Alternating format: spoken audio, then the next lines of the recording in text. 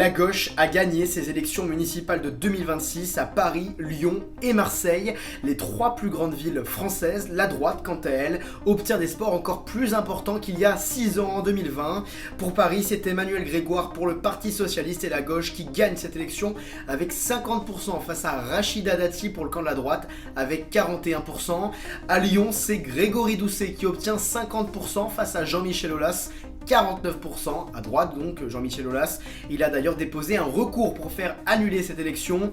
À Marseille, c'est Benoît Payan pour le Parti Socialiste avec 54% qui obtient les sièges et le rôle de maire, notamment qui sera voté en fin de semaine. Franck Alizio, lui, finit deuxième donc avec le Rassemblement National, 40%. À Nice, c'est Éric Ciotti pour l'Alliance de l'Union des droites et du Rassemblement National qui obtient 48% face à Christian Estrosi pour la droite avec 37%. C'est un bastion de la gauche depuis près d'un siècle, 80 ans que Clermont-Ferrand est à gauche.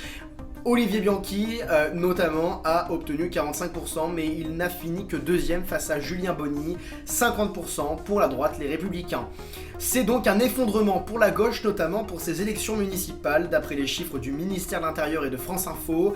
Le Parti communiste français n'obtient que 7 villes par rapport à 2020, où il en a obtenu 25. Le Parti socialiste et l'Union de la gauche chutent de 141 à 129 villes. Par contre, c'est l'explosion pour l'extrême droite, le RN et ses alliés bondissent de 9 à 37 villes, le score a donc quadruplé. C'est une domination par contre pour la droite et le centre. Les Républicains, UDI et divers droites grimpent de 455 à 464 villes en France.